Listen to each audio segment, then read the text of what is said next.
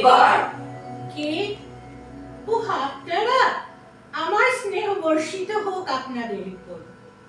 বলুন ঋষিগণ, কি কারণে আপনারা আমার কাছে উপস্থিত হয়েছেন? মুনিবর, যখন থেকে আপনি নাট্যশাস্ত্রের রচনা করেছেন তখন থেকেই আমাদের মনে বহু প্রশ্ন জেগেছে। আমরা সেই প্রশ্নের উত্তর খুঁজতেই আপনার কাছে এসেছি। প্রশ্ন? কি প্রশ্ন? দ্বিধা করবেন না, বলুন কি জানতে চান। হে মহর্ষি, নাট্যশাস্ত্রের উৎপত্তি কিভাবে হলো? এর প্রকৃত উদ্দেশ্যই বা কি?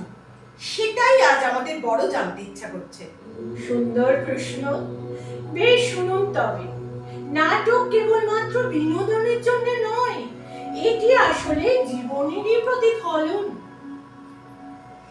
মানুষ যখন কাম, ক্রোধ ও লোভে অন্ধ হয়ে পড়ে, নীতি, ধর্ম, আদর্শ এই সমস্ত ভুলে গিয়ে অসততার দিকে ধাবিত হয়, ঠিক তখন স্বর্গের দেবগণ ব্রহ্মার কাছে গিয়ে আবেদন করেন, হে প্রভু, এমন কিছু একটা সৃষ্টি করুন যা মানুষ কানে শুনতে শুনতে তা যেন দেখতেও পারে, যা তাদের সৎ পথে ফিরিয়ে আনতে পারে, এমনই নতুন কোনো এক বেদ।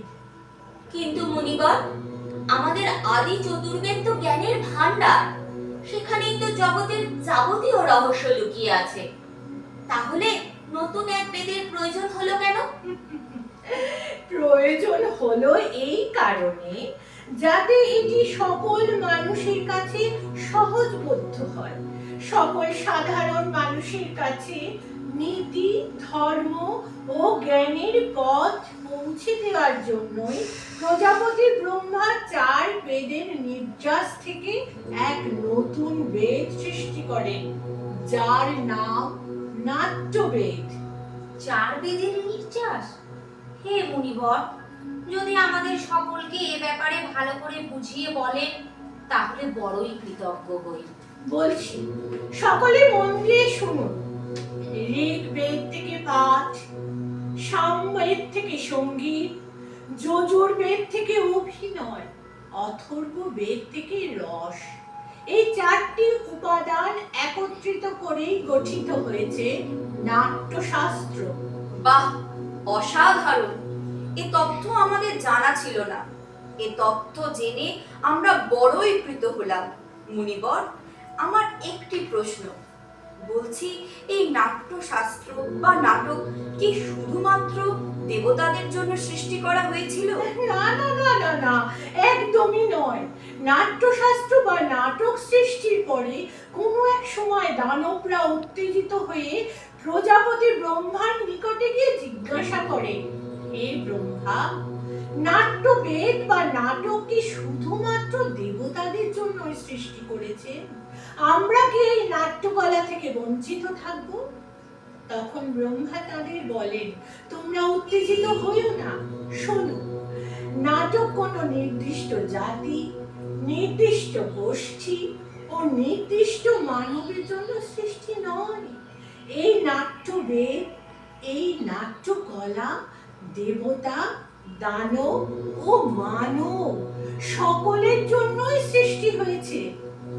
আচ্ছা মুনিবর, নাটক কি শুধুমাত্র বিনোদন, নিখাদ আনন্দ মাত্র? না, নাটক কেবলমাত্র বিনোদন নয়, এ হলো সমাজের দর্পণ। এই নাটক ক্লান্ত হৃদয়কে শান্ত করে, যন্ত্রণা দূর করে। এতে সকল শাস্ত্র, জ্ঞান, কর্ম, ধর্ম ও শিল্পের সমাহার রয়েছে। এমন কোনো জ্ঞান নেই, এমন কোনো কর্ম নেই যা নাট্যে নেই। মুনিবর, আপনার কথা শুনে যা বুঝতে পারলাম, নাট্যকলা বা নাটকের মধ্যে এই বিশাল সৃষ্টি জগতের যা কিছু ভালো তা বিদ্যমান, তাই তো? হ্যাঁ হ্যাঁ হ্যাঁ, আপনার অনুধাবন সম্পূর্ণ সঠিক।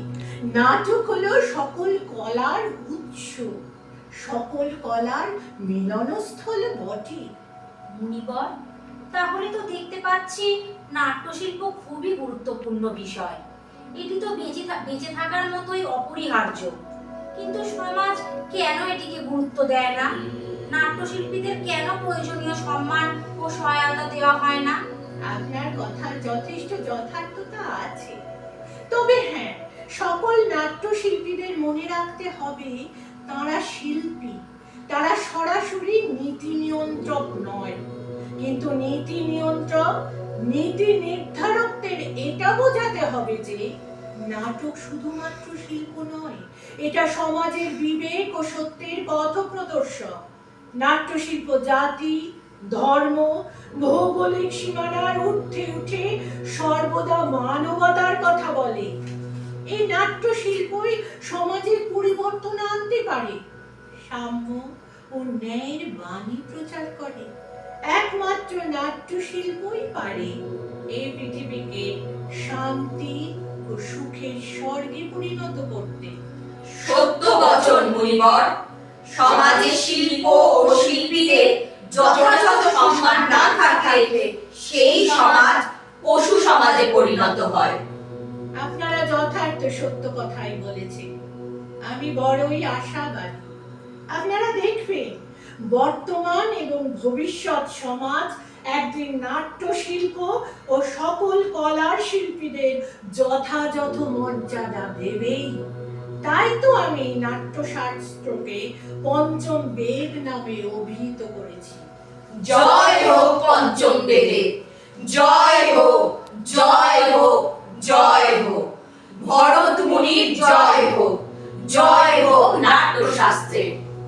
শুভ হোক এই দেশে, পূর্ণ হোক সকলের আশা, আনন্দময় হোক সৃষ্টি, সর্বত্র বিরাজ করুক শান্তি।